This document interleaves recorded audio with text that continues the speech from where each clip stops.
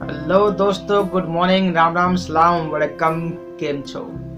मैं आपका दोस्त ही नहीं बल्कि मोटिवेशनल एंड इंस्पिरेशनल दोस्त, life coach and a storyteller Anuj Singh Rajput हाजिर हूं आपके सामने एक बार फिर एक नए टॉपिक, एक नई स्टोरी के साथ। दोस्तों, आज मैं आपके सामने, आपके बीच एक बहुत ही इम्पोर्टेंट टॉपिक लेके आया हूं आज, जिस पे हमें सोचने की ज़रूरत है। जी हाँ दोस्तों, सोचने की बहुत ही ज़्यादा ज़रूरत है, क्योंकि ये टॉपिक हम सब की ज़िंदगी से कहीं ना कहीं, किसी ना किसी तरीके से, किसी ना किसी पहलू से जुड़ा हुआ है।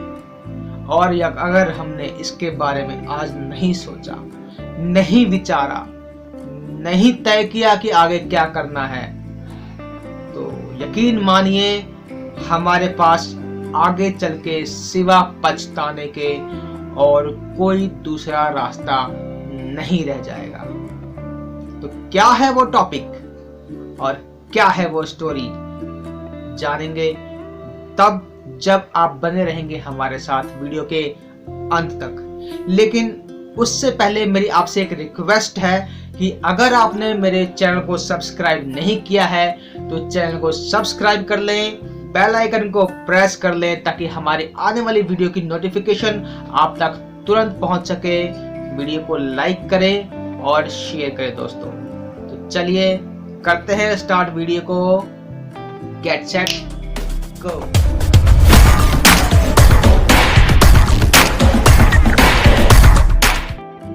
दोस्तों, आज मैं आपके लिए लेके आया हूँ एक बहुत ही दर्द भरी और एक दर्दनाक स्टोरी, जिसे मैं आपको एक इंस्पिरेशनल तरीके से सुनाऊंगा। कि स्टोरी है एक बाप और एक बेटी की। एक बार क्या हुआ कि एक पिता ने अपनी बेटी को एक आईफोन दिलवाया, जो तकरीबन 40 से 50 हजार रुपए का रहा होगा। बेटी ने तुरंत ही अपना आईफोन लेने के साथ ही बहुत एक्साइटेड हुई और उसने तुरंत के तुरंत उसके लिए एक स्क्रीन गार्ड, एक कवर ऑर्डर कर दिया। और ऑर्डर करने के बाद में बहुत ही एक्साइटेड हो गई कि मेरे पास आईफोन आ गया है। मैं इतना, इसका जो स्क्रीन गार्ड है वो बहुत ही स्पेशल है, जिसपे कोई भी, जो एकदम शॉक प्रूफ रहेगा, जो अनब्रेकेबल रहेगा। इसका जो कवर रहेगा मैं एकदम स्टाइलिश बनवाऊंगी और एकदम वाटर प्रूफ रहेगा और नॉन ब्रेकेबल रहेगा, ताकि मेरा फोन जो है वो हर पल, हर क्षण सुरक्षित रहे, शॉक प्रूफ रहे, गिरे तब भी ना टूटे। तो वो उसने ऑर्डर किया, लेकिन उसके ऑर्डर करने की तारीख के बाद प्रोडक्ट, उसके वो स्क्रीन गार्ड और वो उसका फोन का कवर थोड़ा सा डिले हो गया आने में। तो वो लड़की बहुत ही हताश हुई, निराश हुई और गुस्से में आ गई और बोलने लगी अपने आप से कि ये कैसी कंपनी है जो इतना डिले कर रही है प्रोडक्ट को। अरे आज के टाइम में तो कंपनियां ऑर्डर आते ही तुरंत नेक्स्ट डे डिलीवरी दे देती हैं, पर इसने तो अपने दिए हुए टाइम से भी डिले कर दिया। वो बहुत ही गुस्सा हो रही थी, नाराज हो रही थी और जोर जोर से चिल्लाए जा रही थी कि कैसी कंपनी है, मेरा फोन खराब हो जाएगा, उसने अब तक मुझे स्क्रीन गार्ड नहीं भेजा, उसने अब तक मेरे फोन का कवर नहीं भेजा, मेरा ये फोन जो है वो खराब हो जाएगा, मेरा फोन गिर गया तो टूट जाएगा, इतना नुकसान हो जाएगा मेरे फोन। सारी बातें उसके पिताजी देख रहे थे, नोटिस कर रहे थे। तब वो उसके अपनी बेटी के पास आए और उन्होंने अपनी बेटी से पूछा कि बेटी क्या हुआ।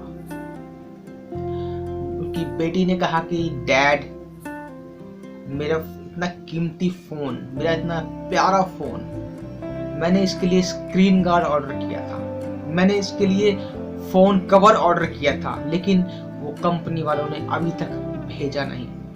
मेरा इतना ड्रीम फोन है ये, इन्होंने अभी तक नहीं भेजा। अगर ये बाई चांस गिर गया या कुछ भी हो गया तो कितनी तकलीफ होगी मुझे, कितना दर्द होगा मुझे। अगर इसको कुछ भी, थोड़ा सा भी इसको प्रॉब्लम आ गई, थोड़ा सा भी ये खराब हो गया तो मुझे इसके बारे में इतनी परवाह है, लेकिन कंपनी वालों ने इसके अभी तक कुछ नहीं भेजा। तब उसके पिता ने उससे एक बात पूछी कि बेटा, तुम इस 40-50 हजार फोन के लिए इतनी चिंतित हो, इतनी परेशान हो, इतनी दुखी हो कि तुम्हारे इस फोन का स्क्रीन गार्ड नहीं आया, तुम्हारे इस फोन का कवर नहीं आया।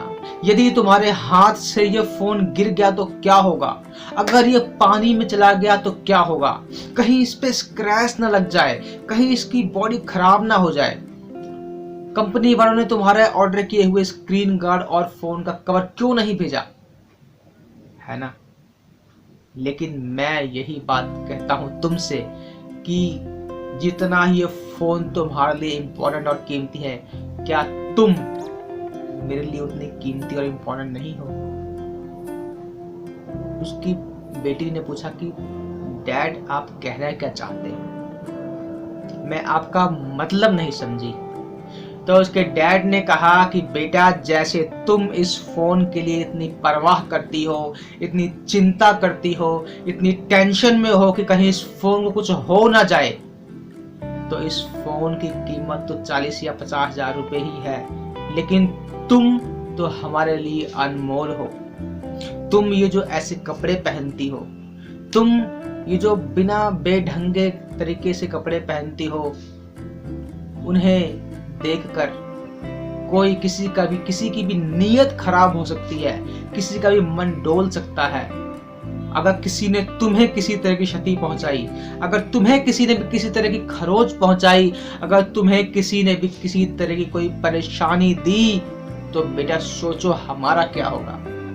तुम इस फोन के लिए जितनी चिंतित हो, जितनी परेशान हो, तो हम किस हाल में होंगे उस वक्त, जरा सोचो। हमने तुम्हें हर तरह की, हर मुमकिन परवरिश की, हर मुमकिन सुविधाएं और सुख दिया तुम्हें जो चाहिए वो हमने दिया, लेकिन हमारी इज्जत और हमारा रुतबा और हमारा नाम और हमारा संपूर्ण जीवन तुम्हारे हाथ में है। तो इसलिए तुम्हें भी, जैसे तुम अपने इस फोन की केयर करती हो, वैसे तुम्हें अपनी खुद की भी केयर करनी चाहिए। क्यों? क्योंकि हम भी तुम्हारी वैसी ही केयर करते हैं। ये बात सुनकर उसकी बेटी एक विचारणीय मुद्रा में चली गई, सोचने पर मजबूर हो गई, विचार करने पर मजबूर हो गई कि उसके पिता क्या बात कहना चाह रहे थे। तो दोस्तों, मेरी ये कहानी सुनाने का मकसद यही है कि जैसे वो लड़की अपने उस फोन के लिए चिंतित थी, गुस्से में थी, टेंशन में थी कि कहीं उसके फोन को कुछ हो ना जाए, कहीं उसके फोन को स्क्रैच ना आ जाए, कहीं उसके फोन में कोई प्रॉब्लम ना आ जाए। क्यों? क्योंकि उसका स्क्रीन गार्ड और उसका फोन का कवर देरी हो गई थी जिसे आने में। तो वैसे ही हमारे माता पिता भी हमारे लिए चिंतित होते हैं, परेशान होते हैं, तकलीफ में होते हैं, जब वो ये देखते हैं कि हम उनके बच्चे, चाहे वो लड़की हो या लड़का, वो गलत रास्ते पे जा रहे हैं, वो उनके सिखाए हुए संस्कारों से परे जा रहे हैं, वो उनकी इज्जत को या उनके दिए हुए सीख को ना अपनाकर उनको ताक पे रखकर किसी गलत रास्ते पे जा रहे हैं। तो यकीन मानिए कि हमारे माता पिता को भी बहुत ही तकलीफ होती है, बहुत ही दुख होता है और वे भी बहुत ही कष्ट से गुजरते हैं। तो मैं सिर्फ लड़कियों के लिए ही नहीं बल्कि लड़कों के लिए भी ये कहना चाहता हूँ कि यदि लड़कियां भी अपने आप को इस फैशन की मार से परे हटाकर सभ्य कपड़ों में रहें और लड़के भी जो हैं वो हर लड़की को इज्जत की नज़र से देखें, तो यकीन मानिए जो आज ये निकिता कांड हुआ है, निकिता तोमर कांड हुआ है, वो ना हो।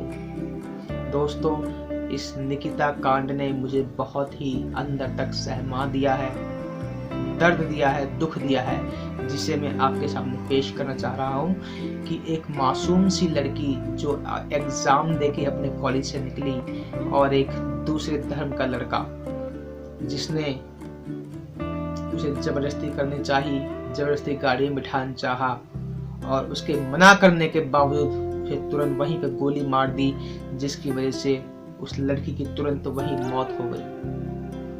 क्या बीती होगी उसके माँ बाप पर? क्या उसके माँ बाप उस तकलीफ से नहीं गुजरे होंगे, उस परेशानी से नहीं गुजरे होंगे कि उन्होंने किस तरीके से अपनी बेटी को पाल पोस के इतना बड़ा किया, लेकिन सब कुछ एक पल में खत्म हो गया। तो दोस्तों, ताली एक तरफ से नहीं बजती, ताली दोनों हाथों से बजती है। अगर कहीं से धुआं उठ रहा है तो वहां आग भी जरूर होगी। इसलिए मेरी सभी लड़कियों से, सभी लड़कों से ये गुजारिश है कि कोई भी कदम उठाने से पहले, कोई भी स्टेप लेने से पहले एक बार अपने माँ बाप के बारे में जरूर सोच लें, विचार लें कि उसका परिणाम क्या होगा, उसका अंजाम क्या होगा।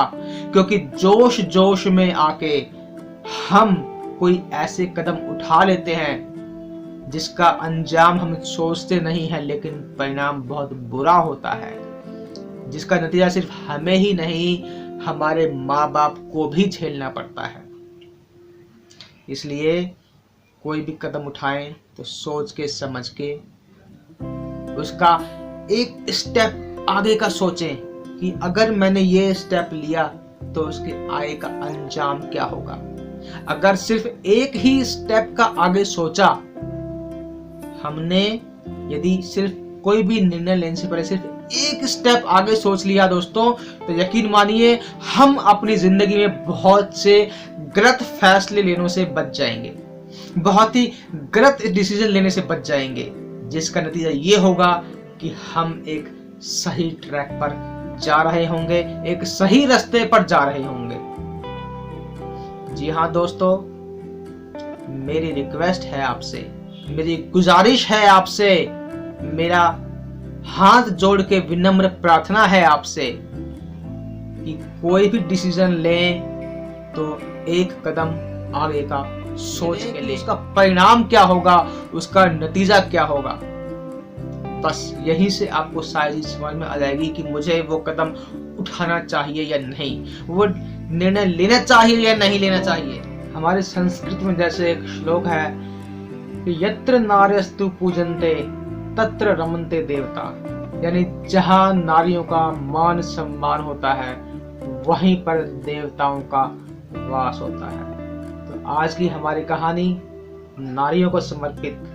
दोस्तों, कृपया ध्यान से सुने, अंत तक सुने। दोस्तों, अंत में मेरी आप सभी से यही गुजारिश है, हर लड़की से, हर लड़के से और सभी माँ बाप से ये हाथ जोड़ के मेरी गुजारिश है कि आप अपने बच्चों को, अपनी लड़कियों को, अपने लड़कों को ये शिक्षा दें कि अगर लड़की है तो वो इस फैशन को त्याग कर सभ्य कपड़ों में सही तरीके से रहे, क्योंकि खूबसूरती ढकी हुई अच्छी लगती है।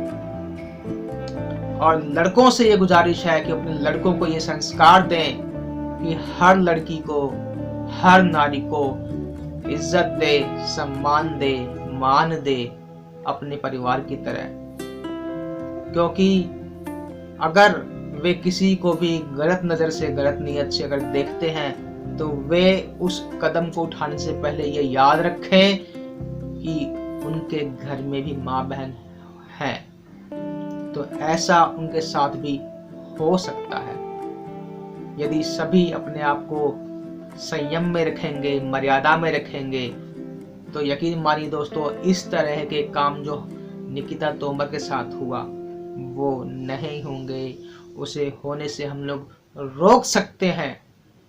तो दोस्तों, मैं अपनी इस कहानी को यहीं पे ख़त्म करता हूँ और आपसे रिक्वेस्ट करता हूँ कि इस वीडियो को शेयर करें, ज़्यादा से ज़्यादा लोगों तक शेयर करें, ताकि ये मेरा वीडियो सबके पास पहुँचे। और इस वीडियो के माध्यम से अगर लोगों के मानसिकता में, उनके विचार में, उनकी सोच में, उनकी ज़िंदगी में अगर 1% का भी चेंज आता है, तो दोस्तों मेरा ये वीडियो बनाने का मकसद पूरा हो जाएगा। क्योंकि मैं यही चाहता हूँ कि हमारे देश में जो दर्जा लड़कों का है वो लड़कियों का भी हो, दोनों को समानता का अधिकार मिले, बराबर का अधिकार मिले, कोई किसी को किसी गलत व्यवहार से, गलत नजरिए से ना देखे, क्योंकि दोनों ही इक्वल है। अगर लड़की या औरत या नारी जाति हमारी जननी है, तो पुरुष लड़के हमारे पालक हैं। जी हाँ दोस्तों, दोनों ही हमारे लिए जरूरी है, लेकिन जब अत्याचार बढ़ता है तो किसी ना किसी को तो कोई ना कोई कदम उठाना ही पड़ता है। हम वो नौबत क्यों आने दें कि कोई मजबूर होके, परेशान होके उस कदम को उठाए। हम अपने आप को सुधारें, 1% सुधारें।